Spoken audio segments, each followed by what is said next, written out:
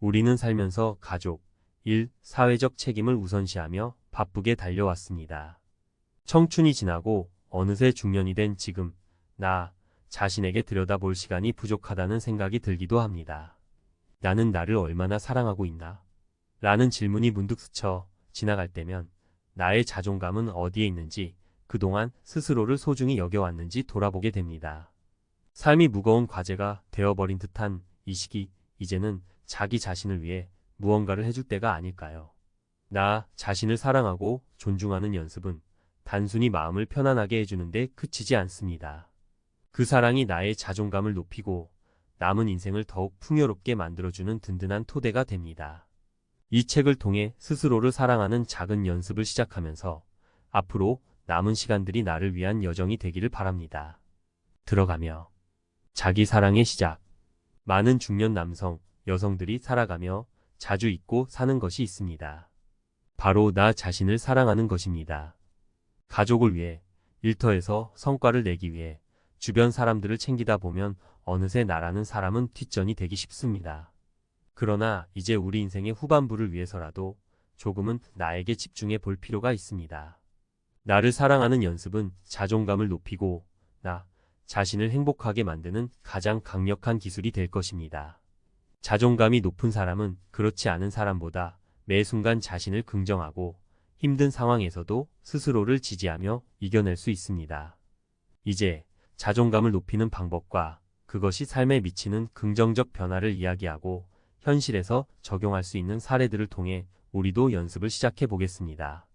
1. 작은 칭찬부터 시작하세요. 자존감을 높이는 데 있어 가장 기본적이면서도 효과적인 방법은 자기 칭찬입니다. 많은 사람들이 작은 성과에는 칭찬을 인색하게 여기지만 매일 조금씩 나를 칭찬하고 인정하는 습관을 통해 자존감은 점차 커집니다. 사례. 김 씨는 회사에서 과중한 업무를 잘 해내고도 늘 스스로를 비난하곤 했습니다. 이 정도는 당연히 해야지라고 생각하며 자신의 노력을 칭찬할 줄 몰랐던 거죠. 어느 날 작은 실수를 해서 상사에게 혼이 난 날 그는 더 큰 자책감에 빠졌습니다. 그때부터 그는 작은 성공도 스스로 칭찬하기로 마음먹었고 오늘은 내가 생각보다 훨씬 많은 일을 해냈다라는 말을 매일 자신에게 건넸습니다. 하루하루 자기 자신을 긍정하는 습관이 쌓이며 그는 점차 자신감을 찾고 회사 생활도 훨씬 편안해졌다고 합니다. 2. 완벽하지 않아도 괜찮다는 걸 받아들이세요. 우리 대부분은 완벽함을 추구합니다. 하지만 완벽주의는 자존감을 갉아먹는 대표적인 함정이 될 수 있습니다. 완벽하지 않아도 된다는 사실을 받아들이는 연습을 시작해 보세요. 사례. 오랜만에 모임에 나가기로 한 이 씨는 갑자기 살이 쪄서 친구들 앞에 나가기 부끄럽다는 생각에 망설였다고 합니다. 매사에 완벽해야 한다는 마음 때문에 사소한 외모 변화에도 자신감을 잃어버린 거죠. 그러나 그는 나를 있는 그대로 받아들이고 편하게 친구들과 좋은 시간을 보내자라고 마음을 다잡고 모임에 나갔습니다. 완벽하지 않아도 괜찮다는 생각을 받아들이자 친구들과의 만남도 한결 즐거워졌고 앞으로는 더 자주 자신 있게 나서게 되었습니다. 3. 타인의 평가에 너무 의존하지 마세요. 자존감은 타인의 평가에 흔들리지 않고 스스로를 믿을 때 더욱 단단해집니다. 남들이 뭐라고 하든 내 선택에 대한 신뢰가 필요합니다. 사례. 박 씨는 이직을 준비하며 여러 사람들에게 조언을 구했지만 각기 다른 의견에 혼란스러웠습니다. 이렇게 해도 될까? 하는 두려움에 오랜 시간 고민만 하다가 용기를 내지 못했죠. 그러다 그는 자기 마음속에서 이미 내린 결정을 따르기로 마음먹었습니다. 사람들의 의견에 휘둘리기보다 자신의 결정을 지지하자 그는 비로소 새로운 직장에서 자신감을 가지고 도전할 수 있었습니다. 4. 나만의 시간을 소중하게 여겨보세요. 나를 사랑하는 방법 중 하나는 온전히 나만을 위한 시간을 가지는 것입니다. 이것은 자존감을 높이는데 필수적인 자원과 같습니다. 사례. 윤 씨는 매일 바쁜 일과를 보내면서도 쉬는 시간은 아이들과 가족을 위해 보냈습니다. 어느 날 그는 너무 지쳤다는 느낌이 들어 주말 아침마다 1시간씩 산책을 하며 혼자만의 시간을 가지기 시작했습니다. 처음에는 이 시간조차 아깝게 느껴졌지만 산책을 통해 자신과 대화하며 마음의 평온을 찾게 되었고, 점차 에너지도 더 충전되어 가족과의 시간도 더 즐겁게 보내게 되었습니다. 자신의 시간을 소중히 여기기 시작하면서 그는 삶의 여유를 되찾게 되었습니다. 5. 실수와 실패를 지나친 과거를 애써 미워하지 마세요. 과거의 실수나 실패는 우리의 자존감을 흔들 수 있습니다. 그러나 그 시간을 배우고 성장할 기회로 바라보면 오히려 자존감을 높이는 계기가 됩니다. 사례. 사업 실패를 경험했던 정 씨는 내가 못난 사람이라서 이렇게 된 거야 라는 생각에 스스로를 자책하며 오랜 시간 슬럼프에 빠져 있었습니다. 그러나 그는 어느 순간 실패의 경험을 통해 배운 점을 되새기며 다시금 도전을 결심했습니다. 이후에는 사업이 잘 되지 않았던 원인을 파악하고 더 나은 계획을 세워 재도전에 나섰습니다. 실패를 부끄러워하기보다 성장의 과정으로 인정하게 되자 그의 자존감은 한층 더 높아졌습니다. 자존감을 높이는 실질적 방법과 사례로 살펴보는 자기 사랑의 기술. 왜 자존감이 중요한가? 자존감이라는 단어는 누구에게나 익숙합니다. 그러나 자존감이 진정 우리 삶에서 얼마나 큰 영향을 미치는지에 대해 생각해 본 적 있으신가요? 자존감은 우리가 매일 맞닥뜨리는 선택과 관계, 직장생활, 가족과의 상호작용까지 삶의 거의 모든 측면에 영향을 줍니다.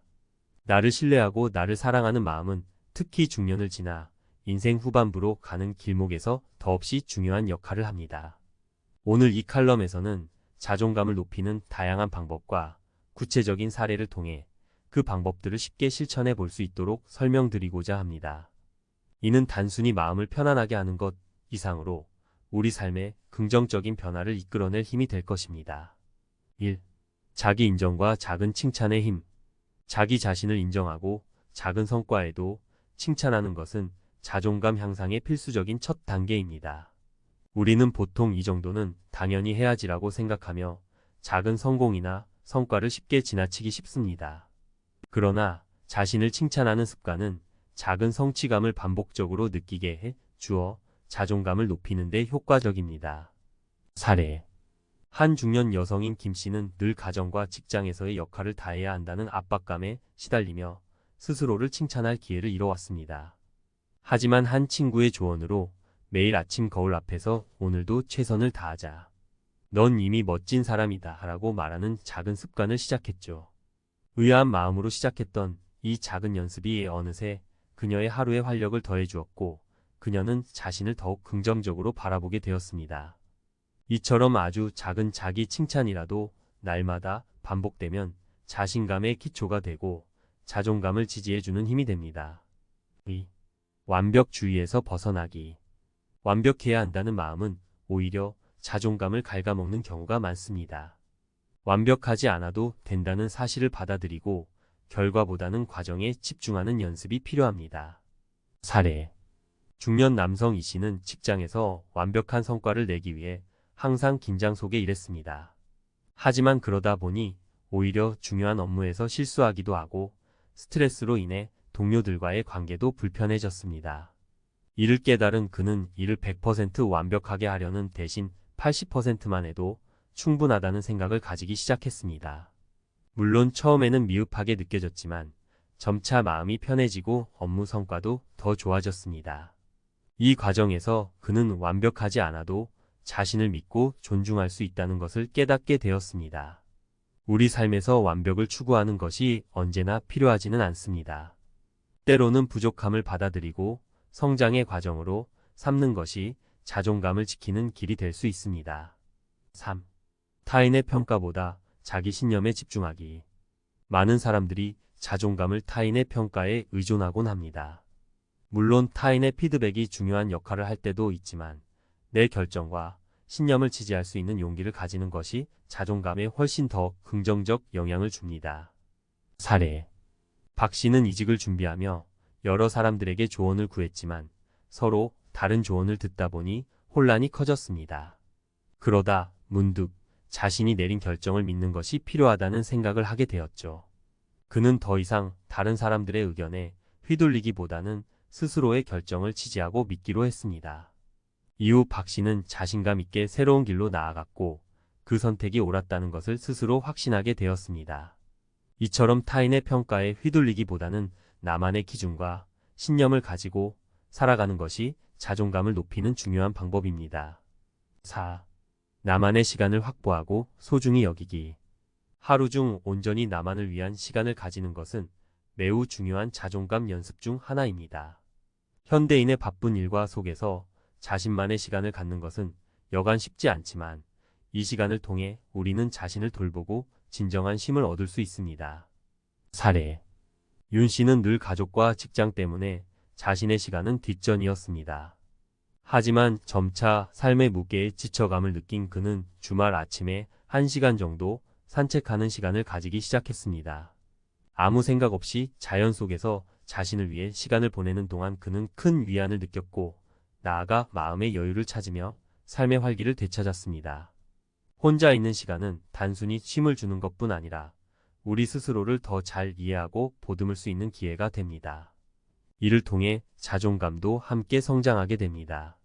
5. 실패와 실수를 새로운 관점으로 바라보기.